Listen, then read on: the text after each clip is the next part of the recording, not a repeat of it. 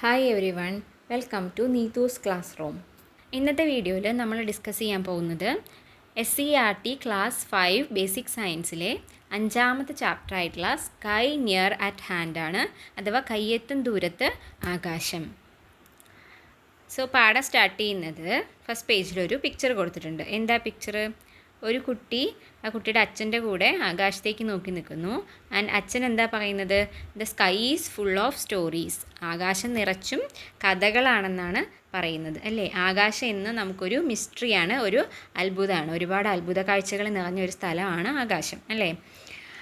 എന്തൊക്കെയാണ് അതിലത്തെ അത്ഭുത കാഴ്ചകൾ, അതിൻ്റെ പിന്നിലുള്ള കാര്യങ്ങൾ എന്താണെന്നാണ് ഈ ചാപ്റ്ററിൽ ഡിസ്കസ് ചെയ്യുന്നത്.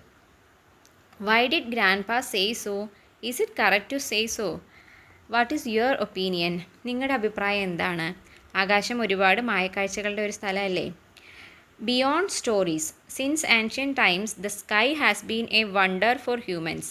People often made up and propagated numerous stories about the celestial bodies.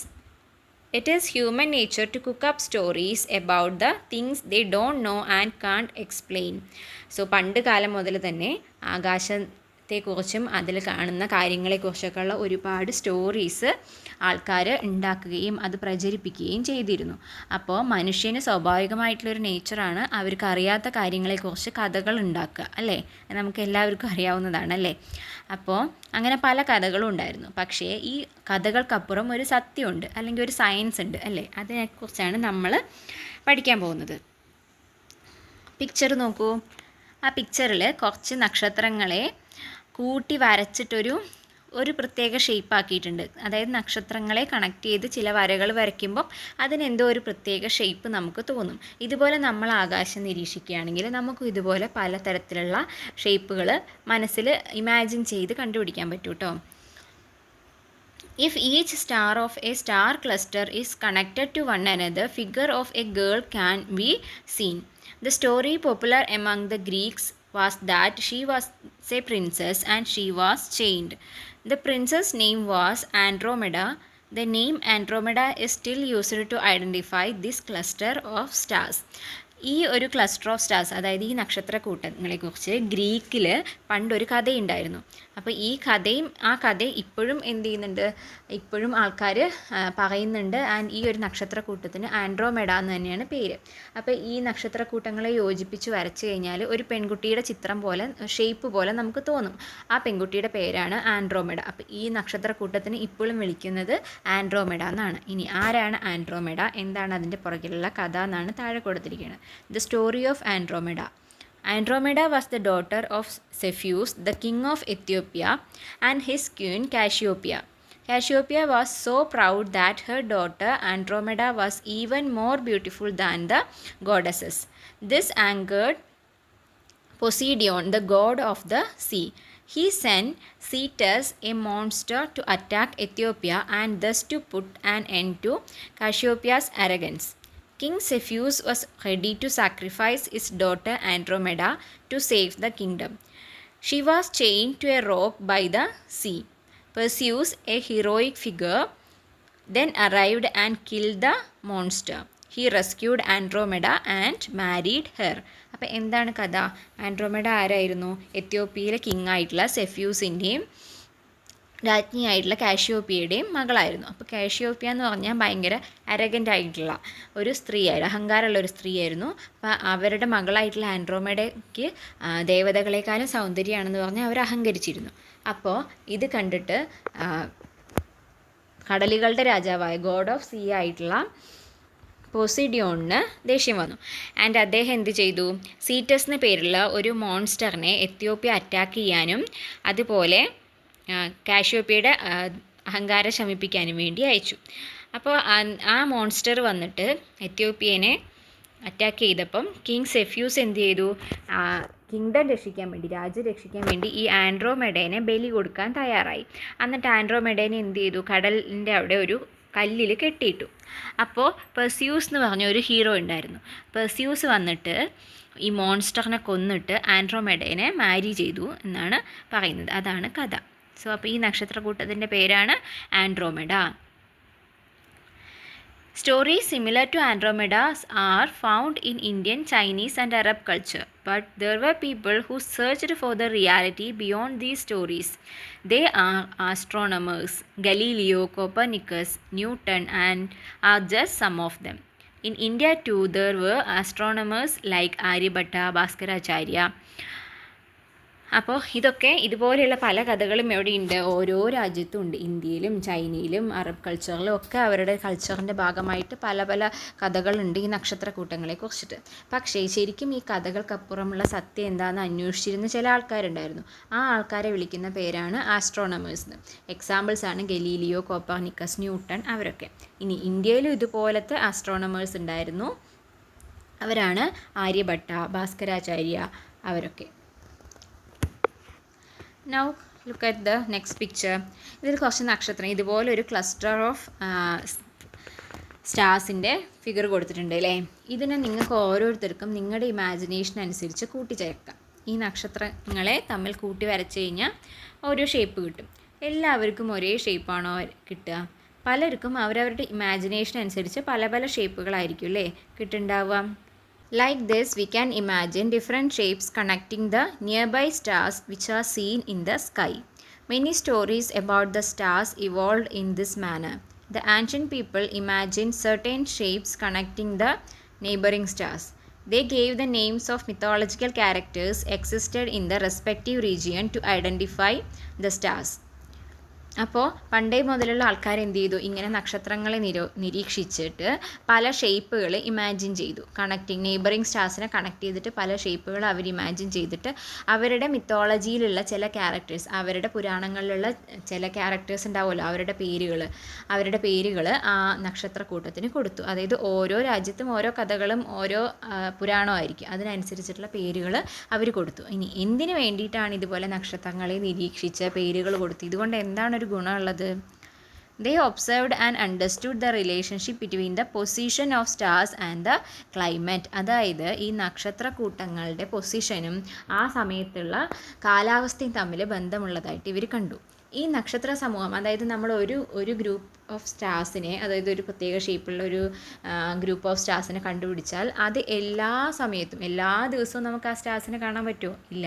അതായത് നമ്മുടെ ഭൂമി കറങ്ങിക്കൊണ്ടിരിക്കുകയാണ്, അതുപോലെ തന്നെ നമ്മുടെ ആകാശത്തിനും, നമ്മൾ കാണുന്ന ആകാശവും ഓരോ ദിവസവും മാറിക്കൊണ്ടിരിക്കും. അപ്പോൾ ഒരു പ്രത്യേക കാലത്താണ് നമുക്കൊരു പ്രത്യേക നക്ഷത്ര സമൂഹത്തിനെ കാണാൻ പറ്റുക. അപ്പോൾ ആ പ്രത്യേക കാലത്ത് എന്തുണ്ടാവും? ഒരു പ്രത്യേക കാലാവസ്ഥ ഉണ്ടാവും. അപ്പോൾ പണ്ടുള്ള ആൾക്കാർ അന്ന് ഈ വർഷവും ദിവസവും തീയതിയും ഒന്നും നിജപ്പെടുത്തിയിട്ടുള്ള കാലമല്ലായിരുന്നല്ലോ. അപ്പോൾ അവർ ഈ നക്ഷത്രത്തിൻ്റെ പൊസിഷൻ, സൂര്യൻ്റെ പൊസിഷൻ, അതൊക്കെ വെച്ചിട്ടാണ് സമയവും കാലവും ഒക്കെ കണക്കാക്കിയിരുന്നത്. അപ്പോൾ ഈ നക്ഷത്രക്കൂട്ടങ്ങൾ ഒരു സമയത്ത് ആകാശത്ത് അപ്പിയർ ആയി കഴിഞ്ഞാൽ അപ്പോൾ കാലം, പുതിയൊരു കാലാവസ്ഥ വരാൻ പോകുന്നു എന്നുള്ളതിനൊക്കെ ഒരു തെളിവാണ്. അപ്പോൾ അതുകൊണ്ട് തന്നെ ഫാമേഴ്സിനൊക്കെ അത് വളരെ ഉപകാരപ്രദമായിരുന്നു.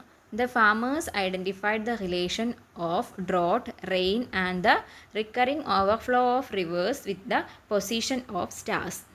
They used this information for farming. അപ്പോൾ ഫാമേഴ്സിന് എന്തൊക്കെ ഉപകാരം ഉണ്ടായിരുന്നു?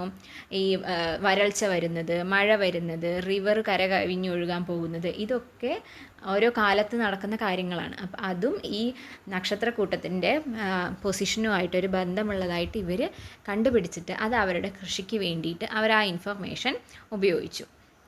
ഇതുകൂടാതെയോ, moreover the position of the stars helped the travellers to identify directions. ഈ ഫാമേഴ്സിനെ കൂടാതെ വേറെ വളരെ ഉപകാരപ്പെട്ട കുറച്ച് ആൾക്കാരായിരുന്നു യാത്രക്കാർ, ട്രാവലേഴ്സ്. അതായത് പണ്ട് കടലിലൂടെയും കപ്പലിലും ഒക്കെ കാൽനടയായിട്ടൊക്കെ ഒരുപാട് ദൂരം സഞ്ചരിച്ചിട്ടുണ്ടായിരുന്ന യാത്രക്കാരുണ്ടായിരുന്നു അല്ലേ, സഞ്ചാരികളുണ്ടായിരുന്നു. അവർക്കൊക്കെ ഈ നക്ഷത്രങ്ങളുടെ പൊസിഷൻ നോക്കിയിട്ട് ദിശ ഏതാണ്, കിഴക്കേതാ തെക്കേതാ, ആ ഒരു ദിശയൊക്കെ കണ്ടുപിടിക്കാൻ വേണ്ടിയിട്ട് അവരെ ഒരുപാട് സഹായിച്ചിരുന്നു.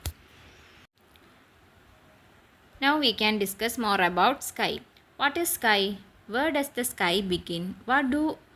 What all do we see in the sky when we look at it from the earth? എവിടെ നിന്നാണ് ആകാശം തുടങ്ങുന്നത്? ആൻഡ് നമ്മൾ ഭൂമിയിൽ നിന്ന് ആകാശത്തേക്ക് നോക്കുമ്പോൾ നമുക്ക് എന്തൊക്കെ കാണാൻ പറ്റും?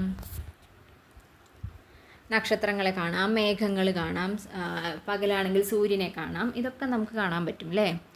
പക്ഷെ ശരിക്കും എവിടെ നിന്നാണ് ആകാശം തുടങ്ങുന്നത്? ആകാശം തുടങ്ങുന്നത് ആക്ച്വലി നമ്മുടെ ഭൂപ്രതലത്തിൻ്റെ മുകളിലുള്ള ഭാഗം ആണ് എന്തെന്ന് അറിയപ്പെടുന്നത്, സ്കൈ അഥവാ ആകാശം എന്നറിയപ്പെടുന്നത്. ഇനി ഈ ആകാശം എത്ര ദൂരം നീണ്ടു നിൽക്കും? അങ്ങ് ദൂരെ വരെ, അല്ലെങ്കിൽ സൂര്യൻ്റെ അടുത്ത് വരെ, നക്ഷത്രങ്ങളുടെ അടുത്ത് വരെ, ചന്ദ്രൻ്റെ അടുത്ത് വരെയൊക്കെ ആകാശം ഉണ്ടോ? ഇല്ല. ആകാശം എന്ന് പറയുന്നത് നമ്മുടെ അന്തരീക്ഷത്തിൻ്റെ ഉള്ളിൽ നിൽക്കുന്ന ഭാഗമാണ് എന്തായിട്ട് നമുക്ക് കാണാൻ പറ്റുള്ളൂ, സ്കൈ ആയിട്ട് കാണാൻ പറ്റുള്ളൂ. അതിനപ്പുറം എന്താണ്? ശൂന്യതയാണ്. ബേർഡും മറ്റേ എയ്റോപ്ലെയിനും എല്ലാം പറക്കുന്നത് എവിടെയാണ്? We are travelling through the sky but within the atmosphere of the earth. നമ്മൾ ആകാശത്തു കൂടെയാണ്, അവർ ആകാശത്തു കൂടെയാണ് പറക്കുന്നതിലും അവർ എന്തിൻ്റെ ഉള്ളിലാണ്? എർത്തിൻ്റെ അറ്റ്മോസ്ഫിയറിൻ്റെ ഉള്ളിലാണ്. It is in the Earth's atmosphere all the trees exist, the birds and the aircrafts fly and the clouds float. എല്ലാം എന്താണ്? എർത്തിൻ്റെ അറ്റ്മോസ്ഫിയറിലാണ്. നമ്മൾ ജീവിക്കുന്നതും പക്ഷികൾ പറക്കുന്നതും വിമാനം പറക്കുന്നതും ക്ലൗഡ്സ് മേഘങ്ങൾ ഫ്ലോട്ട് ചെയ്ത് നിൽക്കുന്നതും ഒക്കെ എന്തിലാണ്?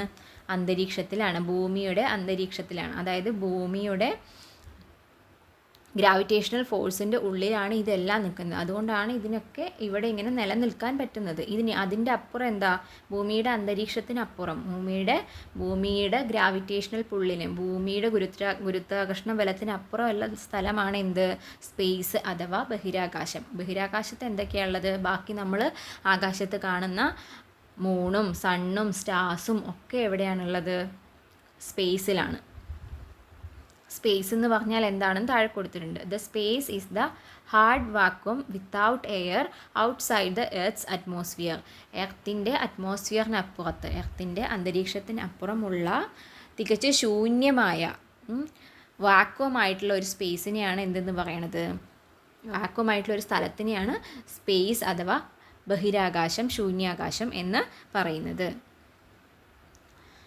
നമ്മളങ്ങനെ ആകാശത്തേക്ക് നോക്കുമ്പോൾ, അല്ലെങ്കിൽ സ്പേസിലേക്ക് നോക്കുമ്പോൾ നമുക്ക് തോന്നും സൂര്യനും ചന്ദ്രനും അതുപോലെ നക്ഷത്രങ്ങളും ഒക്കെ ഒരേ പ്രതലത്തിലാണ് നിൽക്കുന്നത്, അല്ലെങ്കിൽ ഏകദേശം ഒരേ ദൂരത്തിലാണ് നിൽക്കുന്നത്. അവയുടെ വലിപ്പത്തിലുള്ള വ്യത്യാസം കൊണ്ടാണ് പല വലിപ്പത്തിൽ നമുക്കത് കാണാൻ പറ്റുന്നതെന്ന് തോന്നും, അല്ലേ? നക്ഷത്രങ്ങൾ ചെറുതായിട്ട് കാണുന്നു, സൂര്യനെ വലുതായിട്ട് കാണുന്നു, ചന്ദ്രനെ വലുതായിട്ട് കാണുന്നു.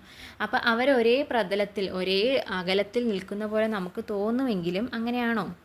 അല്ല, അവരെല്ലാവരും പല പല ദൂരത്തിലാണ്. അതാണ് ഈ പിക്ചറിൽ അവരുടെ ഒരു കമ്പാരിസൺ ആണ് കൊടുത്തിരിക്കുന്നത്. ആദ്യത്തെ പിക്ചറിൽ കൊടുത്തിരിക്കുന്ന ആൽഫ സെഞ്ചുറി എന്ന് പറയുന്നത് നമ്മുടെ സൂര്യനെ പോലെ തന്നെ മറ്റൊരു നക്ഷത്രമാണ്. സൂര്യൻ്റെ ഒരു നെയ്ബറായിട്ട് വരുന്ന മറ്റൊരു നക്ഷത്രമാണ് ആൽഫ സെഞ്ചുറി എന്ന് പറയുന്നത്. ആൽഫ സെഞ്ചുറി എന്ന് പറയുന്നത് 16 ലക്ഷം ഭൂമികളെ, 16 ലക്ഷം ഭൂമി, അത്രയും ഭൂമികളെ ചേർത്ത് വെച്ചാൽ ചേരുന്ന വലിപ്പമുണ്ട് എന്തിന്? ആൽഫ സെഞ്ചുറിക്ക്. Large enough to accommodate 16 lakh earths. 16 ലക്ഷം ഭൂമികളെ നിറയ്ക്കാനുള്ള സ്ഥലമുണ്ട് അതിൻ്റെ ഉള്ളിൽ. അപ്പോൾ അതിന് എത്രമാത്രം വലിപ്പമുണ്ടെന്ന് ആലോചിച്ച് നോക്കൂ. അതുപോലെ 40 lakh crore kilometre far from the earth. ഭൂമിയിൽ നിന്ന് എത്ര അകലത്തിലാണ്? 40 lakh crore kilometre അകലത്തിലാണ് alpha century സ്ഥിതി ചെയ്യുന്നത്.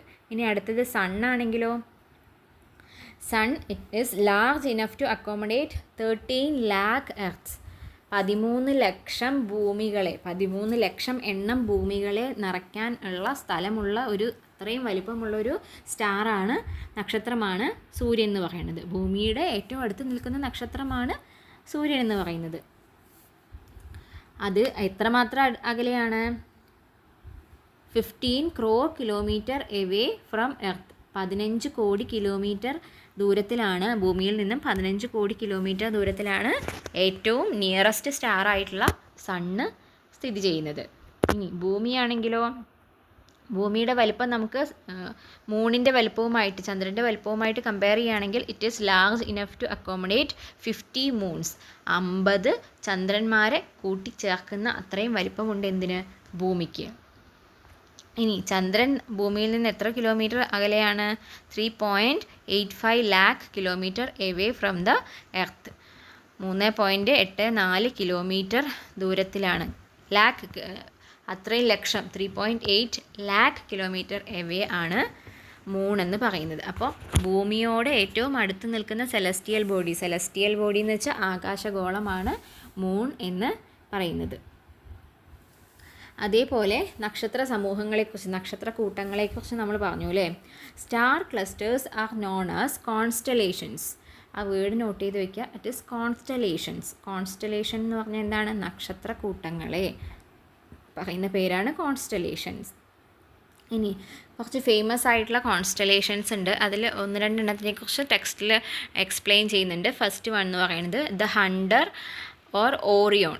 ഹണ്ടർ അഥവാ Orion. This is a constellation visible in the eastern horizon at dusk in December. When the stars are connected, we can imagine the shape of a hunter and hence given the name hunter. The Greeks gave the name Orion to this constellation, which is the name of a hunter in their mythology. അപ്പോൾ ഈ constellation, Hunter എന്ന് പേരുള്ള constellation നമുക്ക് ഏത് സമയത്താണ് കാണാൻ പറ്റുക? December മാസത്തിൽ ഈസ്റ്റ് റീജിയണിൽ, ഈസ്റ്റേൺ ഹൊറിസോണിൽ, ഈസ്റ്റേൺ ആകാശത്ത് നമുക്ക് കാണാൻ പറ്റുന്നതാണ് എന്തെന്ന് പറയണത്? ഈ ഒരു നക്ഷത്ര കൂട്ടത്തിന്. അപ്പോൾ ഇത് കണക്ട് ചെയ്ത് കഴിഞ്ഞാൽ നമുക്കൊരു വേട്ടക്കാരൻ്റെ ഒരു ഷേപ്പ് നമുക്ക് കാണാൻ പറ്റും. ഇനി ഗ്രീക്ക് മിത്തോളജിയിൽ അവർ കൊടുത്തിരിക്കുന്ന പേര്, അവരുടെ പുരാണത്തിലുള്ള ഒരു വേട്ടക്കാരൻ്റെ പേരാണ് ഓറിയോൺ. അപ്പോൾ ഗ്രീക്കുകാർ ഈ ഹണ്ടർ എന്ന് പറയുന്ന കോൺസ്റ്റലേഷന് കൊടുത്തിരിക്കുന്ന പേരാണ് ഓറിയോൺ എന്നുള്ളത്. ഇത് കാണാൻ പറ്റുന്ന സമയം എന്ന് പറയുന്നത് ഡിസംബർ മാസത്തിലാണ്. നമുക്കും ഇത് കാണാൻ പറ്റും കേട്ടോ. ഡിസംബർ മാസത്തിൽ ആ ഒരു സമയത്ത് വൈകുന്നേരങ്ങളിൽ ആകാശം നോക്കിക്കഴിഞ്ഞാൽ നമുക്ക് ഈ ഒരു ഷേപ്പിലുള്ള നക്ഷത്രക്കൂട്ടത്തിനെ കാണാൻ പറ്റും. അടുത്തതാണ് സപ്തർഷീസ്. This is a constellation in the northern horizon clearly visible during the month of April without the aid of a telescope. സപ്തർഷീസ് എവിടെയാണ് കാണാൻ പറ്റുക? ഏപ്രിൽ മാസത്തിലെ വടക്ക് ഭാഗത്ത്, വടക്കൻ ആകാശത്ത് നമുക്ക് കാണാൻ പറ്റുന്നതാണ് എന്ത്? സപ്തർഷീസ്. ഇത് നമുക്ക് നഗ്നനേത്രങ്ങൾ കൊണ്ട്, അതായത് ടെലിസ്കോപ്പിൻ്റെ ഒന്നും ആവശ്യമില്ലാതെ വെറുതെ നോക്കിയാൽ തന്നെ കാണാൻ പറ്റുന്ന ഒരു നക്ഷത്രക്കൂട്ടമാണെന്നാണ് പറയുന്നത്. The name Saptarshis was given by Indians because 7 stars could be seen very clearly in this constellation. അപ്പോൾ സപ്തർഷീസ് എന്നുള്ള പേര് കൊടുത്തത് ആരാണ്? ഇന്ത്യക്കാരാണ്. കാരണം 7 നക്ഷത്രങ്ങളെ കറക്റ്റായിട്ട് നമുക്ക് ക്ലിയർ ആയിട്ട് കാണാൻ പറ്റും. In European countries it is known as the Big Dipper as it has the shape of a big spoon. It is a part of the constellation Ursa Major. European നാടുകളിൽ ഈ ഒരു കോൺസ്റ്റലേഷൻ അറിയപ്പെടുന്നത് big Dipper എന്നാണ്. അതായത് ഒരു വലിയൊരു തവിയുടെ shape, ഒരു സ്പൂണിൻ്റെ shape ഉണ്ട് ഇതിന് അല്ലേ, അതുകൊണ്ടാണ് ബിഗ് ഡിപ്പർ എന്ന് പറയുന്നത്. ഇനി ഈ കോൺസ്റ്റലേഷൻ എന്ന് പറയുന്നത് ശരിക്കും ഒരു വലിയ നക്ഷത്രക്കൂട്ടുണ്ട് ഉർസ മേജർ എന്ന് പറഞ്ഞിട്ട്, അതിൻ്റെ ഒരു ഭാഗമായിട്ട് വരുന്നതാണ് ഈ സപ്തർഷീസ്. പക്ഷേ സപ്തർഷീസ് എന്താണെന്ന് വെച്ചാൽ ഭയങ്കര ക്ലിയർ ആയിട്ട് വിസിബിളാണ്. അപ്പോൾ നമ്മൾ ആദ്യം പറഞ്ഞ ഹണ്ടറിനെ നമുക്ക് ഏത് സമയത്ത് കാണാൻ പറ്റും? ഡിസംബറിൽ കിഴക്കൻ ആകാശത്ത്, നമ്മുടെ കിഴക്ക് ഭാഗത്ത് ആകാശത്താണ് നമുക്കത് കാണാൻ പറ്റുമെങ്കിൽ സപ്തർഷീസിനെ എവിടെയാണ് കാണാൻ പറ്റുക? നോർത്തേൺ റീജിയണിൽ ഏപ്രിൽ മാസത്തിലാണ് വിസിബിൾ ആയിട്ടുള്ളത്. ഇനി കൂടുതൽ ഇതുപോലെയുള്ള കോൺസ്റ്റലേഷൻസിനെ കുറിച്ചിട്ട് ഡീറ്റെയിൽസ് കളക്ട് ചെയ്യാനാണ് പറഞ്ഞിരിക്കുന്നത്. ഇവിടെ ഈ കൊടുത്തിരിക്കുന്ന പിക്ചറിൽ കുറച്ച് എക്സാമ്പിൾസ് കൊടുത്തിട്ടുണ്ട് കേട്ടോ, പലതരത്തിലുള്ള കോൺസ്റ്റലേഷൻസിന് നിങ്ങൾക്ക് നോക്കാവുന്നതാണ്. Now look at the picture. എന്താണ് പിക്ചറിൽ കാണുന്നത്? Star watching camp government UP school. ഒരു സാറുണ്ട്, കുറേ കുട്ടികൾ ചുറ്റും കൂടി നിൽക്കുന്നുണ്ട് അല്ലേ. കുറേ നക്ഷത്രങ്ങളൊക്കെ കാണാം. അതായത് രാത്രിയാണ്. രാത്രിയിൽ അവർ എന്ത് ചെയ്യാണ്? നക്ഷത്രങ്ങളെ നിരീക്ഷിക്കുന്ന ഒരു ക്യാമ്പാണ് നടക്കുന്നത് അല്ലേ. You may also participate in a star watching camp and learn more about the sky. If the sky is cloudy or there is too much light around, star watching will be difficult. What preparations do we need for star watching? അതായത് star watching നടത്തണമെങ്കിൽ, അതായത് അങ്ങനെ ഒരു camp സംഘടിപ്പിക്കണമെങ്കിൽ നമുക്ക് എന്തൊക്കെ കാര്യങ്ങൾ ശ്രദ്ധിക്കണം എന്നാണ് പറഞ്ഞിരിക്കുന്നത്. അതായത് ക്ലിയർ ആയിട്ടുള്ള ഒരു സ്കൈ ഉണ്ടെങ്കിൽ മാത്രമാണ് നമുക്ക് നക്ഷത്രങ്ങളെ ക്ലിയർ ആയിട്ട് കാണാൻ പറ്റുള്ളൂ. അപ്പോൾ ക്ലിയർ സ്കൈ ഉള്ള ഒരു ദിവസം മാത്രമേ നമുക്ക് സ്റ്റാർ വാച്ചിങ്ങിന് വേണ്ടി തിരഞ്ഞെടുക്കാൻ പറ്റുള്ളൂ. അതേപോലെ തന്നെ എന്തുണ്ടാവരുത്? നല്ല ഡാർക്ക് ആയിട്ടുള്ള ഒരു പ്ലേസിലായിരിക്കണം നമ്മൾ ഇരിക്കേണ്ടത്. ഒരുപാട് ലൈറ്റും വെളിച്ചവും ഒക്കെ ഉള്ള ഒരു നഗരപ്രദേശത്തിൻ്റെ, ഒരു സിറ്റിയുടെ നടുക്കിൽ നമുക്ക് സ്റ്റാർ വാച്ചിങ് ചെയ്യാൻ പറ്റുമോ? നേരെ ഇല്ല. അപ്പോൾ വളരെ ശാന്തമായിട്ടുള്ള, അധികം ബഹളങ്ങളോ അല്ലെങ്കിൽ ലൈറ്റുകളോ ഒന്നും ഇല്ലാത്തൊരു സ്ഥലത്തിരുന്നിട്ട് വേണം സ്റ്റാർ വാച്ചിങ് ചെയ്യാൻ. അതേപോലെ ടെലസ്കോപ്പോ അങ്ങനെ എന്തെങ്കിലും എക്യുപ്മെൻറ്റ് ഉണ്ടെങ്കിൽ നമുക്ക് കുറച്ചും കൂടി നന്നായിട്ട് എന്ത് ചെയ്യാൻ പറ്റും? നക്ഷത്രങ്ങളെ നിരീക്ഷിക്കാൻ പറ്റും. ആ പിക്ചറിൽ കണ്ടോ, ഒരു വലിയ ട്യൂബ് പോലത്തെ ഒരു സാധനം, അതാണ് ടെലസ്കോപ്പ് എന്ന് പറയുന്നത്. അപ്പോൾ അതൊക്കെ വെച്ചിട്ട് നമുക്ക് കുറച്ചും കൂടി നന്നായിട്ട് നക്ഷത്രങ്ങളെ അടുത്ത് കാണാൻ വേണ്ടിയിട്ട് പറ്റും. So what preparations do we need for star watching? നമുക്ക് എന്തൊക്കെ പറയാം? ക്ലിയർ സ്കൈ വേണം, ടെലസ്കോപ്പ് വേണം, അതൊക്കെ നമുക്ക് പറയാൻ പറ്റും അല്ലേ. There are softwares that help us in sky watching. Try watching the sky using K-Star and Stellarium installed on your school computers. അപ്പോൾ നമ്മളിങ്ങനെ പുറത്ത് പോയി ഇരുന്ന് നേരിട്ട് നോക്കുന്നതിന് പകരം ഇപ്പോൾ പലതരത്തിലുള്ള കമ്പ്യൂട്ടർ സോഫ്റ്റ്വെയറുകൾ അവൈലബിൾ ആയിട്ടുണ്ട്. നിങ്ങളുടെ സ്കൂളിൽ അവൈലബിൾ ആയിട്ടുള്ള 2 സോഫ്റ്റ്വെയറുകളാണ് K-Starഉം Stellarium. സോ അത് വെച്ചിട്ട് നിങ്ങളുടെ സ്കൂൾ കമ്പ്യൂട്ടറിൽ നിന്ന് നിങ്ങൾക്ക് സ്കൈ വാച്ചിങ് ചെയ്യാൻ പറ്റുമെന്നാണ് പറയുന്നത്. Then next is space station. What is space station? Look at the picture. ഇതൊരു സ്പേസ് സ്റ്റേഷനാണ്. അതായത് നമ്മൾ ഭൂമിയിലിരുന്നു കൊണ്ട് ആകാശത്തെ നിരീക്ഷിക്കുന്നതിനേക്കാളും നന്നായിട്ട് നമുക്ക് ബഹിരാകാശത്ത് തന്നെ ഇരുന്നിട്ട്, സ്പേസിൽ തന്നെ ഇരുന്നിട്ട് കാര്യങ്ങൾ നിരീക്ഷിക്കുകയും അതുപോലെ പരീക്ഷണങ്ങൾ ചെയ്യുകയൊക്കെ ചെയ്താൽ കുറച്ചും കൂടി ഡീറ്റെയിൽ ആയിട്ടുള്ള ഇൻഫർമേഷൻസ് നമുക്ക് കിട്ടും അല്ലേ. അതിന് വേണ്ടിയിട്ട് ബഹിരാകാശത്ത് സെറ്റപ്പ് ചെയ്യുന്ന ഒരു ലബോറട്ടറിയാണ് സ്പേസ് സ്റ്റേഷൻ എന്ന് പറയുന്നത്. അപ്പോൾ ഓരോ രാജ്യങ്ങളും അവരുടേതായ രീതിയിലുള്ള സ്പേസ് സ്റ്റേഷനുകൾ സെറ്റപ്പ് ചെയ്യാറുണ്ട്. അങ്ങനെ ഒരു സ്പേസ് സ്റ്റേഷനാണ് ഇത്. അതിൻ്റെ ഉള്ളിലെ പിക്ചർ നോക്കൂ. എന്താണ് നിങ്ങൾക്ക് കാണാൻ പറ്റുന്നത്? സെക്കൻഡ് പിക്ചറിൽ 2 ആൾക്കാർ സ്പേസ് സ്യൂട്ടൊക്കെ ഇട്ടിട്ട് നിൽക്കണ കാണാം അല്ലേ. ആൻഡ് ആൾക്കാർ സാധാരണ നടക്കണ പോലെ നടക്കുകയാണോ ചെയ്യണത്? പറന്നുകൊണ്ടാണ് അതിൻ്റെ ഉള്ളിൽ നിൽക്കുന്നത് അല്ലേ. അതെന്തുകൊണ്ടാണ് അങ്ങനെ? What problems can be faced by the people who reach the space station for experiments? എന്തൊക്കെ പ്രശ്നങ്ങളാണ് സ്പേസ് സ്റ്റേഷനിൽ നിൽക്കുന്ന ആൾക്കാർക്ക്, ആസ്ട്രോണട്ടുകൾക്ക് ഫേസ് ചെയ്യേണ്ടത്? ഒന്നാമത്തെ കാര്യം, നോ എയർ. സ്പേസിൽ ബഹിരാകാശത്ത് വായു ഉണ്ടോ? ഇല്ല, വായു ഇല്ല. അതുകൊണ്ട് തന്നെ നമുക്ക് ഓക്സിജനോ അങ്ങനെയുള്ള ആവശ്യവാതകങ്ങളൊന്നും അവിടെ ഉണ്ടാവില്ല. പിന്നെ അതുകൂടാതെയോ, നോ ഗ്രാവിറ്റി. ഗുരുത്വാകർഷണ ബലമുണ്ടോ? ഇല്ല. ഭൂമിയിൽ നമ്മൾ നടക്കാനും ഓടാനും നിൽക്കാനും സാധനങ്ങളൊക്കെ നേരെ നിൽക്കുന്നതും ഒക്കെ എന്തുകൊണ്ടാണ്? ഗ്രാവിറ്റി ഉള്ളതുകൊണ്ടാണ്. പക്ഷേ സ്പേസ് സ്റ്റേഷനിൽ എന്തുണ്ടാവില്ല? ഗ്രാവിറ്റി ഉണ്ടാവില്ല. അതുകൊണ്ട് തന്നെ സാധനങ്ങളൊക്കെ വെച്ച സ്ഥലത്ത് ഇരിക്കുമോ? ഇല്ല. എല്ലാ സാധനങ്ങളും പറന്ന് നടക്കുമായിരുന്നു, ഇൻക്ലൂഡിങ് മനുഷ്യന്മാർ അല്ലേ.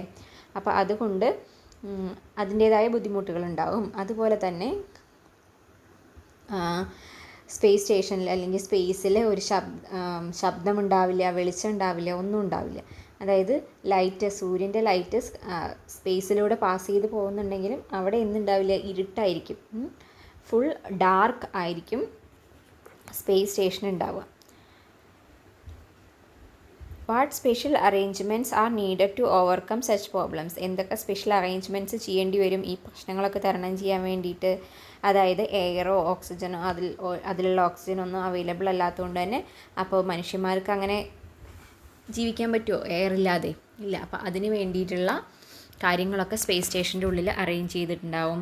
അതേപോലെ തന്നെ ഗ്രാവിറ്റി ഇല്ലാത്തത് കൊണ്ടുള്ള ബുദ്ധിമുട്ട് വളരെയധികം ഉണ്ടാവും. നടക്കാൻ പറ്റില്ല, സാധനങ്ങൾ ഉപയോഗിക്കാൻ നമ്മൾ ഭൂമിയിൽ ചെയ്യുന്ന പോലെ ഉപയോഗിക്കാൻ പറ്റില്ല. സോ അതിന് വേണ്ടിയിട്ടുള്ള കാര്യങ്ങളൊക്കെ സ്പേസ് സ്റ്റേഷനിൽ സെറ്റപ്പ് ചെയ്തിട്ടുണ്ടാകും.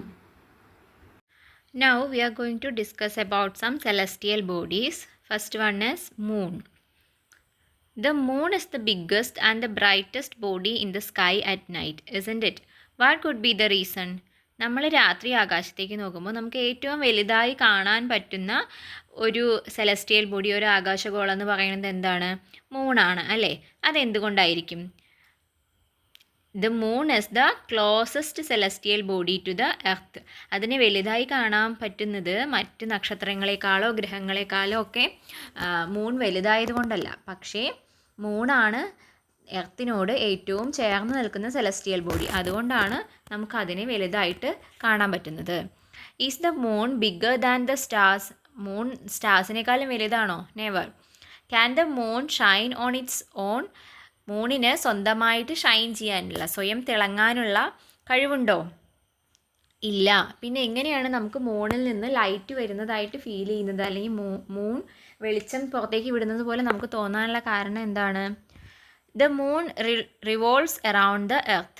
Satellites are the celestial bodies which revolve around the planet. The moon is the satellite of the earth.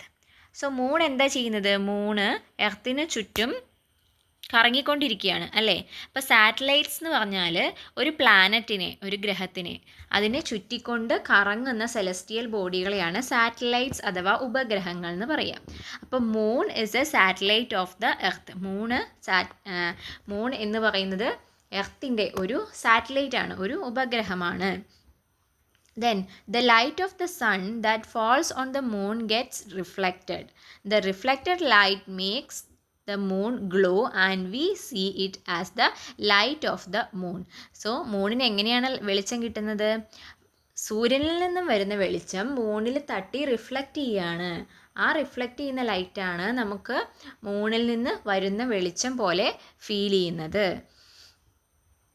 So moon എന്ന് പറയണത് എർത്തിൻ്റെ സാറ്റലൈറ്റ് ആണ്. എർത്തിൻ്റെ ഒരേ ഒരു സാറ്റലൈറ്റ് ആണ് മൂൺ എന്ന് പറയണത്. ആൻഡ് മൂണിന് വെളിച്ചം എന്ന് പറയുന്നത് സണ്ണിൽ നിന്ന് വരുന്ന ലൈറ്റ് തട്ടി റിഫ്ലക്റ്റ് ചെയ്ത് വരുന്നതാണ്. Then what are some other features of the moon? Write them in your science diary. എന്തൊക്കെ ഫീച്ചേഴ്സാണ് നമുക്ക് മൂണിനെ കുറിച്ച് പറയാൻ പറ്റുക? ഒരെണ്ണം അവിടെ കൊടുത്തിട്ടുണ്ട്. What is that? സ്ഫെറിക്കൽ ഷേപ്പാണ്. അപ്പോൾ ഷേപ്പ് എന്ന് പറയുന്നത് സ്ഫെറിക്കലാണ്. ദെൻ മറ്റെന്തൊക്കെ നമുക്ക് പറയാൻ പറ്റും? മൂണിൻ്റെ സൈസ് ഭൂമിയെ വെച്ച് കമ്പയർ ചെയ്യുമ്പോൾ എത്രയാണെന്ന് പറയാൻ പറ്റുമോ? The size of the moon is about 1/4 of the size of the earth. ഏകദേശം ഭൂമിയുടെ 1/4 വലിപ്പമുള്ള ഒരു ആകാശഗോളമാണ് എന്ത്? മൂണെന്ന് പറയുന്നത്. അതുപോലെ വെയിറ്റ് പറയുകയാണെങ്കിൽ it is about 1/8 of the earth. എർത്തിൻ്റെ 1/8 വെയിറ്റ് നമുക്ക് ഏകദേശം എന്തിന് പറയാൻ പറ്റും? മൂണിന് പറയാൻ വേണ്ടി പറ്റും. Then look at the next question. What all luminous objects are there in the sky? The sun is the closest star to Earth. Like the sun, there are billions of stars in the universe. Many stars have planets and their satellites. So സൂര്യനാണ് എർത്തിനോട് ഏറ്റവും close ആയിട്ട് നിൽക്കുന്ന star. പക്ഷേ സൂര്യനെ പോലെ തന്നെ there are billions of stars in the universe. ഈ യൂണിവേഴ്സിൽ billions of stars വേറെയുണ്ട്. ഇനി പല സ്റ്റാറുകൾക്കും എന്തുണ്ട്? സൂര്യന് ചുറ്റും ഭൂമിയും ബാക്കി പ്ലാനറ്റ്സൊക്കെ കറങ്ങുന്നത് പോലെ പല സ്റ്റാറുകൾക്ക് ചുറ്റും അതിൻ്റേതായ പ്ലാനറ്റുകളും അതിന് സാറ്റലൈറ്റുകളും എല്ലാം ഉണ്ട്. How to differentiate the stars and other celestial bodies. അപ്പോൾ നമുക്ക് നക്ഷത്രങ്ങളെയും മറ്റ് സെലസ്റ്റിയൽ ബോഡീസിനെയും തമ്മിൽ എങ്ങനെ തിരിച്ചറിയാം? നക്ഷത്രങ്ങളെയും പ്ലാനറ്റുകളെയും അതുപോലെയുള്ള സാധനങ്ങളെയൊക്കെ എങ്ങനെ നമുക്ക് ഡിഫറൻഷിയേറ്റ് ചെയ്യാം? Stars are self luminous celestial bodies. Stars എന്താണ്? സെൽഫ് ലൂമിനസ് ആണ്. അതായത് സ്വയം പ്രകാശം ഉണ്ടാക്കുന്ന ആകാശഗോളങ്ങളാണ് സ്റ്റാർസ് എന്ന് പറയുന്നത്. But planets and satellites are not self luminous. പക്ഷേ പ്ലാനറ്റുകൾക്കും സാറ്റലൈറ്റുകൾക്കും എന്ത് ചെയ്യാൻ പറ്റില്ല? സ്വന്തമായിട്ട് ലൈറ്റ് പ്രൊഡ്യൂസ് ചെയ്യാൻ പറ്റില്ല. കാരണം the light that falls on these bodies gets reflected and it makes them glow. സൂര്യനെ പോലെയുള്ള നക്ഷത്രങ്ങൾക്ക് സ്വയം കത്തി ജ്വലിച്ച് പ്രകാശം പുറപ്പെടുവിക്കാൻ കഴിയും.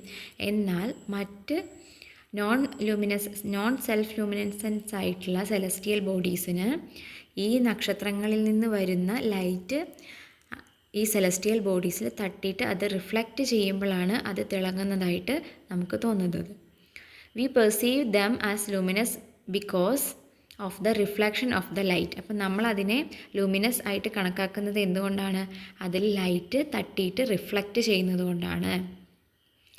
സോ ഇത് നമുക്ക് സൂക്ഷിച്ച് നോക്കിക്കഴിഞ്ഞാൽ നമ്മൾ സ്കൈ ഒബ്സർവ് ചെയ്യുമ്പോൾ നമുക്ക് എല്ലാം തിളങ്ങുന്നതായി തോന്നുന്നുണ്ടെങ്കിലും നമുക്ക് പ്ലാനറ്റുകളെയും നക്ഷത്രങ്ങളെയും തിരിച്ചറിയാം. അതിന് വേണ്ടിയിട്ട് ശ്രദ്ധിച്ച് നോക്കിക്കഴിഞ്ഞാൽ സ്റ്റാർസ് എന്ത് ചെയ്യും? ട്വിങ്ക്ലിങ് ചെയ്യുന്നത്, അതായത് ഇങ്ങനെ മിന്നി മിന്നി നിൽക്കുന്നത് തോന്നുന്നതായിട്ട് നമുക്ക് തോന്നും. പക്ഷേ പ്ലാനറ്റ്സ് ദേ ഷൈൻ വിത്തൗട്ട് ട്വിങ്ക്ലിങ്. മിന്നി മിന്നി മറയുന്നതല്ലാതെ എപ്പോഴും ഒരേപോലെ ലൈറ്റ് കാണിക്കുന്നതാണ് പ്ലാനറ്റ്സ്. അതേസമയം ലൈറ്റ് മിന്നി മിന്നി നിൽക്കുന്നതാണ് സ്റ്റാർസ്. അങ്ങനെ നമുക്ക് അതിനെ രണ്ടിനെയും തിരിച്ചറിയാൻ വേണ്ടിയിട്ട് സാധിക്കും. Now look at the next picture. What is that? It is the solar system. നമുക്ക് എന്തെല്ലാം കാണാൻ പറ്റുന്നുണ്ട് ആ ചിത്രത്തിൽ? സെൻറ്ററിൽ സണ്ണുണ്ട്, അതിന് ചുറ്റും ആയിട്ട് എന്തെല്ലാം ഉണ്ട്? ഡിഫറെൻറ്റ് പ്ലാനറ്റ്സുകളുണ്ട് അല്ലേ? Like the moon revolves around the earth and other planets of the solar system revolving around the sun. എന്താണ് പറയുന്നത്? ചന്ദ്രൻ ഭൂമിയെ വലം വയ്ക്കുന്നത് പോലെ മൂൺ എങ്ങനെയാണോ എർത്തിനെ റിവോൾവ് ചെയ്യുന്നത് അതേപോലെ തന്നെ എർത്തും മറ്റ് പ്ലാനറ്റുകളും സണ്ണിന് ചുറ്റും കറങ്ങിക്കൊണ്ടിരിക്കുന്നു. ഇതെല്ലാം കൂടി ചേരുന്നതിനെയാണ് നമ്മൾ എന്ത് പറയുന്നത്? സോളാർ സിസ്റ്റം എന്ന് പറയുന്നത്. ഇനി ഇങ്ങനെ കറങ്ങിക്കൊണ്ടിരിക്കുന്നത് ഓരോന്ന് വ്യത്യസ്ത വഴികളിലൂടെയല്ല.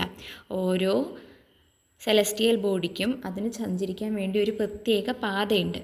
അതിൽ നിന്ന് മാറിയിട്ട് അത് സഞ്ചരിക്കില്ല. ആ പ്രത്യേക പാതേനെ പറയുന്ന പേരാണ് orbit. The path of the celestial body is called orbit. ഓരോന്നിൻ്റെയും പാത്ത് അവിടെ മാർക്ക് ചെയ്തിരിക്കുന്നത് നമുക്ക് കാണാൻ പറ്റും. എർത്തിൻ്റെ പാത്ത് കണ്ടോ?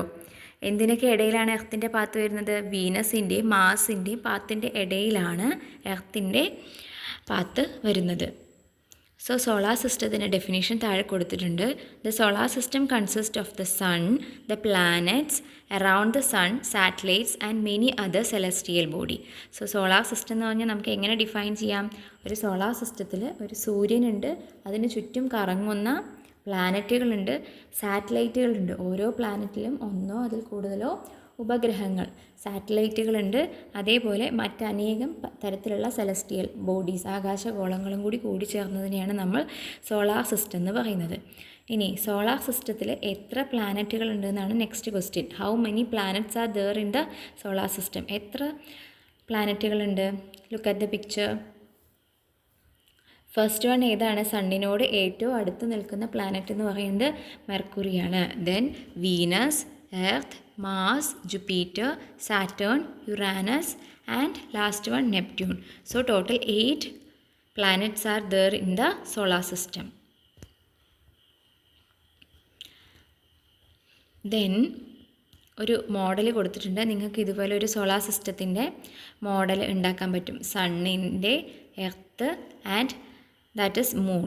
The yellow colour is moon. So yellow കളറിലുള്ള മൂൺ എന്തിനെ റിവോൾവ് ചെയ്യും? നീല കളറിലുള്ള ഭൂമിനെ, എർത്തിനെ ചുറ്റും വലം വെച്ച് കറങ്ങിക്കൊണ്ടിരിക്കും. ആൻഡ് ഈ രണ്ട് സാധനങ്ങളും, അതായത് എർത്തും മൂണും എന്തിനു ചുറ്റും കറങ്ങുന്നു? സണ്ണിന് ചുറ്റും കറങ്ങുന്നു. അങ്ങനെയാണ് സോളാർ സിസ്റ്റത്തിൻ്റെ ഫങ്ഷനിങ് നടക്കുന്നത്. സോ ഈ ചാപ്റ്ററിൻ്റെ ഇതുവരെയുള്ള ഭാഗങ്ങൾ നന്നായിട്ട് മനസ്സിലായിട്ടുണ്ടെന്ന് വിചാരിക്കുന്നു.